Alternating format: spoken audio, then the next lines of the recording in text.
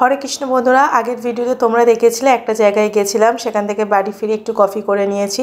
Coffee toffee খেয়ে তারপরে এবারে ধোকা রান্না করছি। প্রভুজির আবদার, মন্দিরে যাব না তো কি হয়েছে, বাড়িতেই ধোকা তৈরি করতে হবে। মন্দিরের মতো খাওয়া দাওয়া মন্দির বন্ধ হলেও যেন চলতেই থাকে। তো যাই হোক, যেরকম অর্ডার সেরকম অনুযায়ী কাজ শুরু করে দিয়েছি। তো আজকে আমি রেডিমেড কেনা ধোকাটাই বানাচ্ছি। এটা গিটসের একটা ধোকা, মানে পাউচ প্যাকে ও সব কিছুই দেওয়া থাকে, শুধু গুলে জাস্ট তেলের মধ্যে নেড়ে বানিয়ে নিতে হবে। তো এখানে আমি মশলাটাও কষিয়ে নিচ্ছি। আলু, আদা বাটা, জিরে, টমেটো, তারপরে কিছুটা সয়াবিন অ্যাড করেছিলাম, কারণ সয়াবিনটা সকালে ভিজিয়ে রেখেছিলাম, রান্না করবো বলে, যেহেতু করা হয়নি তাই নষ্ট হয়ে যাবে।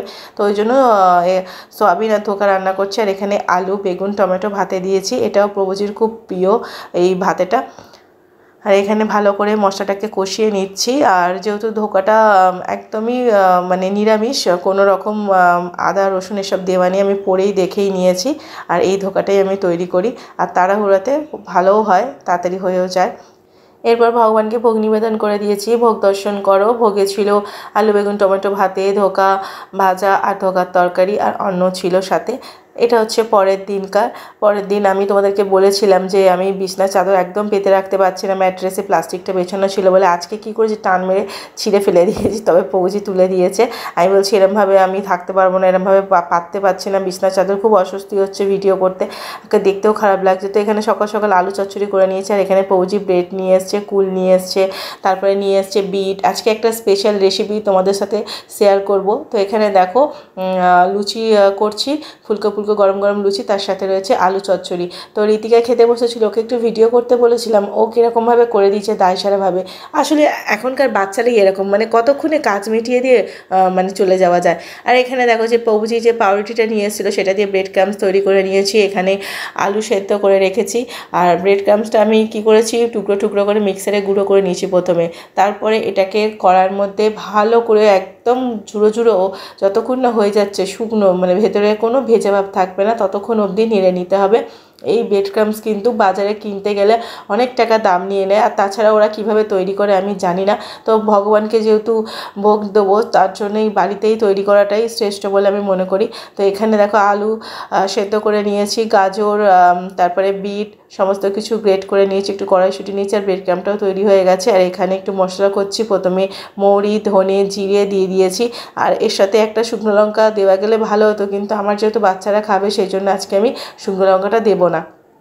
তারপরে এখানে আমি একটু বাদাম ভেজে নিচ্ছি, কারণ আজকে বানাবো ভেজিটেবিল চপ। হ্যাঁ, তোমরা হয়তো আমাদের মন্দিরে দেখেছো যে প্রত্যেক রোববার ভাতের সাথে ভেজিটেবিল চপ দেওয়া হয়। তো সেই চপটা পৌঁছে আদেশ করেছে আজকে বানাতেই হবে। অনেক দিন হয়ে গেছে, মন্দির যেহেতু এখন বন্ধ আছে, তো তার জন্য ওর খেতে ইচ্ছে হয়েছে। তো আমার মেয়েও বললো হ্যাঁ মা, আমারও খেতে ইচ্ছে করছে, তুমি বানাও। তো তার জন্য যেরকম কথা সেরকম কাজ লেগে পড়েছি বানাতে। তো এখানে ভালো করে পাঁচফোড়ন দিয়ে কড়ার মধ্যে গরম হয়ে গিয়ে তারপর সমস্ত যে সবজিগুলো গ্রেট করে রেখেছিলাম সেইগুলো দিয়ে দিলাম, দিয়ে ভালো করে ভাজা ভাজা করে নিচ্ছি। তারপরে নুন, হলুদ, জিরে গুঁড়ো, ধনে গুঁড়ো সব কিছু দিয়ে ভালো করে মিশিয়ে নিচ্ছি।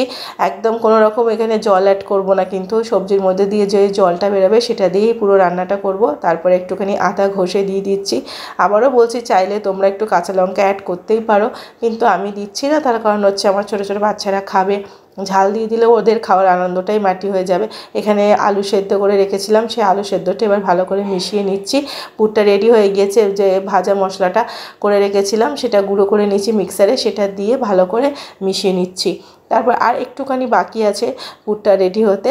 তো এখানে এর মধ্যে অ্যাড করে দিলাম বাদাম ভাজাটা, আর তারপরে দিয়ে দিচ্ছি পরিমাণ মতো চিনি। ভেজিটেবল চপ একটু মিষ্টি মিষ্টি না হলে ভালো লাগে না, আর তার জন্য চিনিটা দিয়ে ভালো করে আবারও একটু নাড়তে হবে। এই পুরটা করতে অনেকটা সময় লাগে। আর তারপরে একটু বাইন্ডিংয়ের জন্য দিয়ে দিলাম ব্রেড ক্রাম্বস, প্রায় 3 মুঠোর মতো দিয়েছি। দিয়ে ভালো করে, ছোটো ছোটো মুঠো কিন্তু বড় মুঠো না। তো ভালো করে এবার পুরটা তৈরি করে নিতে হবে। পুরটা তৈরি হয়ে গিয়েছে, কড়া থেকে এরকমভাবে ছেড়ে আসছে। এরপর আমি তৈরি করছি, দেখো একটু ময়দার ঘোল তৈরি করে নিচ্ছি। এই ময়দার ব্যাটারে আমি কিছুই দিচ্ছি না, কোনো মশলা দিচ্ছি না, প্লেন জল দিয়ে একটা ব্যাটার তৈরি করে নিচ্ছি, এরকম কনসিস্টেন্সি হবে। তারপরে দেখো এরকমভাবে চপগুলো গড়ে নিচ্ছি। হাতে কোনো তেল ঠেল কিন্তু কিছুই দিইনি, হাতের মধ্যে জাস্ট একটা বল পাকিয়ে নিয়ে তারপরে এরকম থালার মধ্যে একটু রোল করে নিলেই তৈরি হয়ে যাবে ভেজিটেবল চপের আকৃতি। তো আরেকটা করে তোমাদেরকে দেখিয়ে দিচ্ছি, খুবই সহজ করা, আর না হলে গোল গোলও করা যেতে পারে, গোল গোল করে আর কি হাত দিয়ে একটু চেপে নিলে চ্যাপটা টাইপের হবে, কিন্তু এরকম করলেও দেখতে ভালো লাগে, পুরো মনে হয় যেন ভেজিটেবল চপ যেরকম দোকানে পাওয়া যায় সেরকমই। তো এখানে আমি এই ব্যাটারের মধ্যে মানে ওই যে আলুর মাখাটা দিয়ে দিয়েছি, তারপরে একটুখানি ব্রেড ক্রাম্বস দিয়ে নিয়েছি, তার মধ্যে কোটিং করে নেব। পুরো ব্রেড ক্রাম্বসের বাটিটার মধ্যে দিলে হয়তো করতে আমার সুবিধা হতো, কিন্তু যেহেতু আমি নষ্ট করবো না, ওইটা একটু কাটিয়ে রেখে দেবো, তার জন্যই আমি আলাদাভাবে এরকমভাবে করে নিচ্ছি। এতে একটু সময় বেশি লাগে ঠিকই, একটু আস্তে আস্তে করতে হয়, নয়তো ভেঙে যাওয়ার চান্স থাকে, কিন্তু ব্রেড ক্রাম্বসগুলো নষ্ট হয় না, যতটা পরিমাণ ততটাই নেওয়া যায় আর কি। তো যাই হোক, এখানে দেখো চপগুলো রেডি হয়ে গিয়েছে, তোমাদেরকে আমি দেখিয়ে দিচ্ছি একটা একটা করে, এইভাবে করে চপগুলো। আর ভক্তিবাতে আসার পরে অনেক কিছুই মানে ঘরেই মেয়েদের আবদারে বানিয়ে নিতে হয়, কারণ চাইলেও তো বাইরে থেকে আর কিনে আনতে পারি না, যতই বাইরে ভালো বানাক না কেন সেটা তো আর ভগবানকে দিয়ে খাওয়া যাবে না। তো আমরা যদি ভগবানকে না দিয়ে কিছু খেতে পারবো না, তো তার জন্য নিজেদেরকেই বানাতে হয়। এইভাবে লাভও হয়েছে, অনেক কিছু শিখতেও পেরেছে। এখানে দেখো মোট 13টার মতো চপ হয়েছে। এরপরে তেলটা মিডিয়াম ফ্লেমে গরম করে নিয়েছি, আর এরপর একটা একটা করে চপ আমি এর মধ্যে দিয়ে দেবো। এখন বেশি ভাজবো না, ভগবানের মতো 4টে ভাজছি, ওটাই প্রসাদ পাবো। তারপরে আমরা যখন খাবো আর কি ভাত দিয়ে, তখন ভেজে নেবো।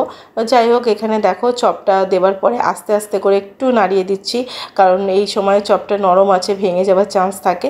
তো এইভাবে এখন কিন্তু গ্যাসের ফ্লেমটাও মিডিয়াম ফ্লেমেই রেখেছি। তারপরে আমি চপগুলোকে আস্তে করে মানে নাড়িয়ে নাড়িয়ে ভেজে নিচ্ছি, একদম গোল্ডেন ব্রাউন করে ভেজে নিতে হবে, যেরকমটা দোকানে পাওয়া যায়। তো এই দেখো বন্ধুরা, তৈরি হয়ে গেল ভেজিটেবল চপ, একদম দোকানের মতো, আর অবশ্যই আমাদের মন্দিরের মতো। তারপরে প্রভুজি চলে এসে হাত মুখ ধুয়ে নিয়েছে। তারপর আমরা সকলে মিলে একটু প্রসাদ পাচ্ছি আর কি, কফি আর ভেজিটেবল চপ। কতটা ক্রিস্পি হয়েছে তোমাদেরকে তো খাওয়াতে পারছি না, কিন্তু আওয়াজটা শোনাচ্ছি।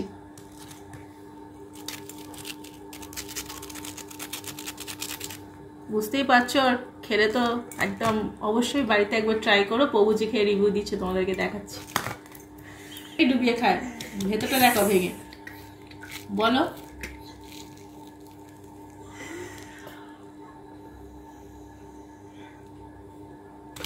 নিজেকে দেখো এবার।